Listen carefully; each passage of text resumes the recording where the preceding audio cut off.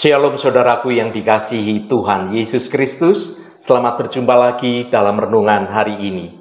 Senantiasa saya berdoa dan berharap saudara semua dalam keadaan yang baik, sehat, penuh sukacita, dan berlimpah berkat anugerah Tuhan. Pada kesempatan ini, saya Cornelius Nugroho dari channel Berkat Baru akan menyampaikan renungan dengan judul Hidup Penuh Mukjizat. Tetapi sebelum kita mendengarkan renungan firman Tuhan hari ini, mari kita berdoa terlebih dahulu. Bapa, dalam nama Tuhan Yesus Kristus, kami selalu mengucap syukur pada hari ini. Terima kasih untuk anugerah berkat kebaikan Tuhan semua yang sudah kami rasakan setiap hari. Bapa, kami merenungkan keajaiban-keajaiban yang telah Engkau lakukan sepanjang sejarah kehidupan manusia melalui kuasa Roh Kudus-Mu yang dahsyat. Mukjizat-mukjizat yang Engkau nyatakan membuktikan bahwa Engkau hidup dan bekerja di tengah-tengah kami. Kami ingin semakin mengenal Engkau ya Tuhan, dan semakin merasakan kuasa Roh Kudus dalam hidup kami. Tolong bukalah mata hati kami, agar kami dapat melihat karya-Mu yang ajaib dalam setiap situasi. Terima kasih Tuhan. Dalam nama Tuhan Yesus Kristus kami berdoa. Haleluya. Amin. Saudaraku yang terkasih, pernahkah kita merenungkan keajaiban yang terjadi dalam hidup kita? Pernahkah kita bertanya-tanya, mengapa hal ini bisa terjadi pada saya? Momen-momen yang tidak terduga, penyembuhan yang ajaib, atau bahkan jalan keluar dari masalah yang rumit, seringkali membuat kita takjub dan bertanya-tanya. Pada kesempatan ini, kita akan bersama-sama menyelami tema yang sangat menarik, yaitu hidup penuh mukjizat. Kita akan merenungkan bagaimana tanda-tanda dan mukjizat yang kita alami atau kita saksikan menjadi bukti nyata dari karya Roh Kudus yang dahsyat dalam hidup kita.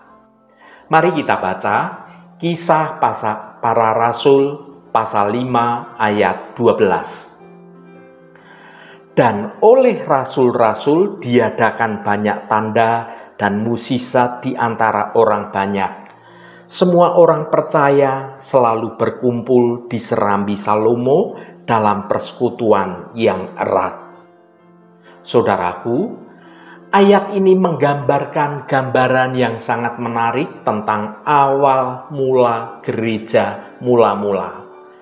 Kita melihat bagaimana kuasa Roh Kudus bekerja secara luar biasa melalui para rasul. Tanda-tanda dan mukjizat yang mereka lakukan bukan sekedar pertunjukan magis, tetapi adalah manifestasi nyata dari kuasa Allah yang bekerja dalam mereka. Mari kita perdalam pemahaman kita akan kebenaran ayat ini. Yang pertama, dan oleh rasul-rasul diadakan banyak tanda dan mukjizat di antara orang banyak. Sesungguhnya tanda-tanda dan mukjizat sebagai bukti kuasa Allah. Tanda-tanda dan mukjizat adalah manifestasi nyata dari kuasa Roh Kudus yang bekerja dalam hidup manusia. Melalui kuasa ini, Allah mendemonstrasikan kasih-Nya, kekuatannya, dan kemahakuasaannya. Tanda-tanda dan mukjizat menjadi pengesahan atas pesan yang disampaikan oleh para rasul. Ini menunjukkan bahwa pesan mereka berasal dari Allah, bukan hanya dari pemikiran manusia. Yang kedua, semua orang percaya selalu berkumpul di serambi Salomo dalam persekutuan yang erat. Tanda-tanda dan mukjizat menarik orang untuk datang kepada Kristus dan percaya kepada Injil. Kuasa Allah yang nyata ini membuat orang menjadi takjub dan ingin mengetahui lebih banyak tentang Allah. Dalam perjalanan pelayanannya, Yesus Kristus seringkali melakukan tanda-tanda dan mukjizat yang luar biasa.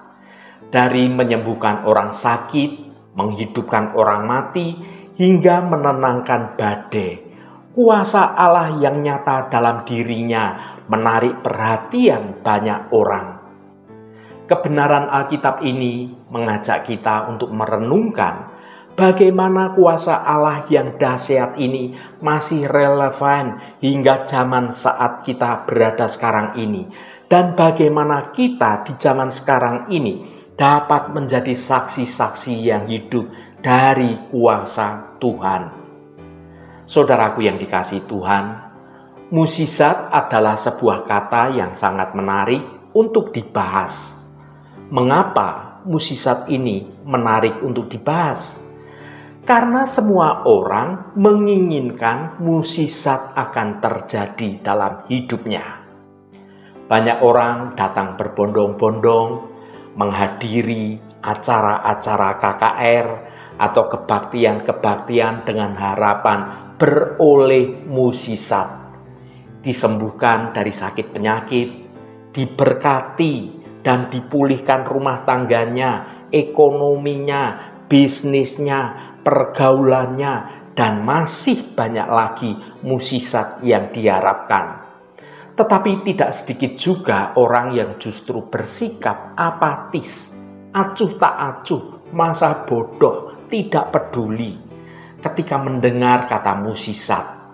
Karena mereka menganggap bahwa mukjizat itu tidak penting dan hanya cerita usang dari masa lalu. Saudaraku, dalam mengikut Kristus, kita harus memiliki suatu motivasi yang benar. Jangan sampai kita mencari Tuhan semata-mata demi mendapatkan mukjizat. Ketika banyak orang berbondong-bondong mengikuti Dia, berkatalah Tuhan, "Sesungguhnya kamu mencari Aku bukan karena kamu telah melihat tanda-tanda, melainkan karena kamu telah makan roti itu dan kamu kenyang." Mereka bukan rindu mengenal pribadi Tuhan lebih dekat lagi, tetapi mereka mengingini sesuatu dari Tuhan. Fokus utama kita haruslah pada pribadi Tuhan sebagai sumber segala mukjizat. Kalau kita percaya kepada Tuhan dan sungguh-sungguh mencari Dia, mukjizat pasti akan kita dapatkan.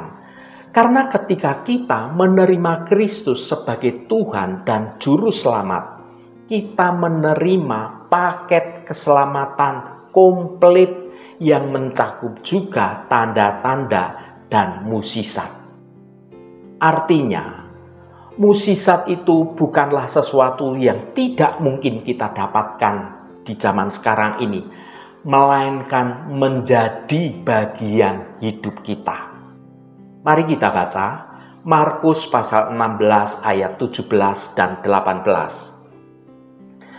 Tanda-tanda ini akan menyertai orang-orang yang percaya. Mereka akan mengusir setan-setan demi namaku. Mereka akan berbicara dalam bahasa-bahasa yang baru bagi mereka. Mereka akan memegang ular, dan sekalipun mereka minum racun maut, mereka tidak akan mendapat celaka. Mereka akan meletakkan tangannya atas orang sakit dan orang itu akan sembuh. Saudaraku, ketika kita merenungkan ayat ini, seringkali kita terfokus pada keajaiban fisik seperti mengusir setan atau menyembuhkan orang sakit. Namun mukjizat itu tidak selalu terlihat secara spektakuler. Mukjizat bisa jadi adalah kekuatan untuk kita bertahan dalam menghadapi persoalan, dalam menghadapi situasi yang sulit. Kita mendapatkan kedamaian di tengah badai persoalan, atau penyediaan kebutuhan di saat kita kekurangan. Setiap kali kita mengalami kasih karunia Tuhan dalam hidup kita, itu adalah sebuah mukjizat. Penting untuk memahami bahwa mukjizat bukanlah suatu sihir atau keajaiban yang bertentangan dengan hukum alam. Mukjizat adalah manifestasi kuasa Allah yang bekerja di luar pemahaman kita. Mukjizat terjadi ketika Allah memilih untuk campur tangan dalam kehidupan kita, melampaui batas-batas kemampuan kita. Iman adalah kunci untuk mengalami mukjizat. Ketika kita percaya bahwa Allah mampu melakukan segala sesuatu, kita membuka diri untuk menerima karyanya yang ajaib. Namun iman bukan sekedar harapan, melainkan keyakinan yang bertumbuh melalui hubungan yang dekat dengan Tuhan. Saudaraku, firman Tuhan yang kita baca dalam renungan ini bukan hanya janji untuk masa depan, tetapi juga suatu panggilan untuk hidup dalam kuasa Allah setiap hari. Mukjizat bukan terjadi atau merupakan kejadian yang sesekali saja terjadi, melainkan bagian integral dari kehidupan anak-anak Tuhan yang intim dengan Tuhan. Anak-anak Tuhan, orang-orang Kristen yang berkenan di dalam hadirat Tuhan, akan sering mengalami mukjizat terjadi dalam kehidupannya. Ketika kita hidup dalam kebenaran Roh Kudus, kita akan terus-menerus mengalami tanda-tanda kuasa Allah dalam hidup kita. Mukjizat bukanlah sesuatu yang jauh dari jangkauan kita, melainkan bagian yang tidak terpisahkan dari kehidupan kita, umat Tuhan yang setia. Ketika kita hidup dalam iman dan taat kepada Tuhan, kita akan terus-menerus mengalami kuasanya yang ajaib terjadi. Mari kita hidup dengan pengharapan bahwa Allah akan melakukan mukjizat dalam hidup kita dan melalui iman kita. Saudaraku yang diberkati Tuhan, tetapi perlu dipahami dan dimengerti bahwa Tuhan tidak pernah membuat mukjizatnya menurut agenda kita atau menurut seperti apa yang kita mau. Mukjizat terjadi itu melainkan sesuai dengan kehendak dan rencananya Tuhan saja. Bukankah kita sering memaksakan kehendak kita kepada Tuhan atau meminta Tuhan untuk menyatakan mukjizatnya sesuai dengan keinginan kita, sesuai dengan konsepnya kita?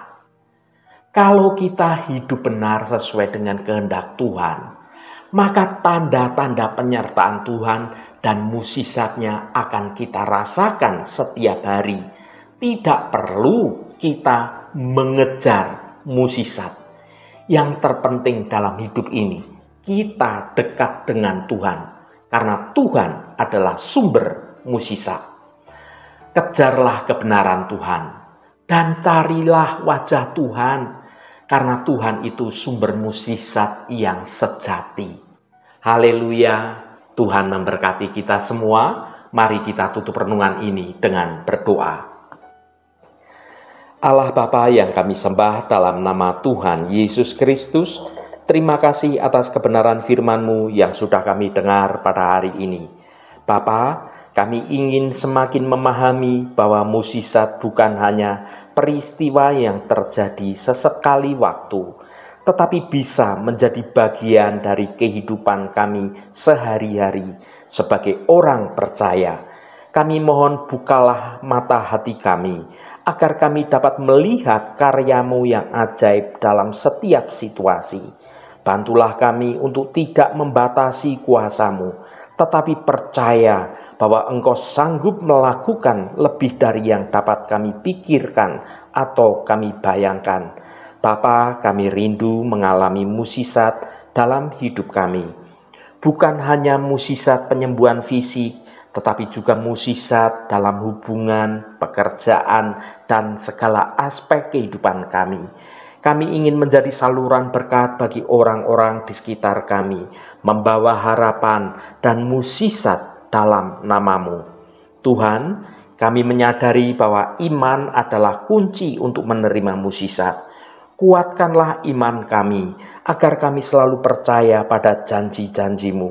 Bantulah kami untuk hidup dalam ketaatan kepada firman-Mu, sehingga kami layak menerima segala kebaikan yang Engkau sediakan. Terima kasih Tuhan. Kami juga berdoa agar Engkau memberkati anak-anak-Mu yang tetap berhasil dalam setiap pekerjaan dan usahanya. Tuhan, berkatilah kami di sepanjang hari ini, dalam segala tugas dan aktivitas kami, dalam studi dan pekerjaan kami, dalam pelayanan kami, dalam usaha kami, dan dalam segala hal. Tuhan akan berkati. Dan kami memiliki hidup yang menyenangkan hati Tuhan, dan hidup kami dapat menjadi berkat juga bagi sesama kami. Tuhan, secara khusus kami berdoa untuk saudara-saudara kami dimanapun berada, yang saat ini sedang menderita sakit. Kami mohon jamahan-Mu dalam nama Tuhan Yesus Kristus. Kuasa penyembuhan boleh terjadi pada saudara-saudara kami yang sedang sakit. Kami juga berdoa untuk saudara-saudara kami yang saat ini sedang banyak masalah. Jamahan dan lawatan Engkau akan terjadi pada saudara-saudara kami yang sedang dalam pergumulan dan beban berat. Engkau bukakan jalan keluar bagi mereka. Engkau memberi kekuatan yang baru dan memampukan saudara-saudara kami untuk dapat menyelesaikan setiap persoalannya dengan cara yang benar, agar hidup mereka boleh menikmati berkat-berkat kemurahan-Mu. Berkati mereka yang hari ini berulang tahun Tuhan. Engkau tambahkan 1 tahun lagi. Terima kasih buat anugerah-Mu, umur panjang di tangan kanan dan kekayaan serta hormat di tangan kiri. Berkat Tuhan mengalir bagi setiap mereka yang hari ini berulang tahun. Terima kasih Tuhan, segala hormat, pujian, dan ucapan syukur hanya bagi nama-Mu Allah yang kudus. Saudaraku, mari kita berdoa Bapa kami. Bapa kami yang ada di surga, dikuduskanlah nama-Mu, datanglah kerajaan-Mu, jadilah kehendak-Mu, di bumi seperti di surga. Berikanlah kami pada hari ini makanan kami yang secukupnya, dan ampunilah kami akan kesalahan kami, seperti kami juga mengampuni orang yang bersalah kepada kami. Dan janganlah membawa kami ke dalam pencobaan, tetapi lepaskanlah kami daripada yang jahat, karena Engkaulah yang empunya kerajaan dan kuasa dan kemuliaan sampai selama-lamanya. Saudaraku, bukalah hatimu dan tengadahkan tanganmu. Terimalah berkat Tuhan. Tuhan memberkati engkau dan melindungi engkau. Tuhan menyinari engkau dengan wajah-Nya dan memberikan kasih karunia. Tuhan menghadapkan wajah-Nya kepadamu dan memberikan damai sejahtera.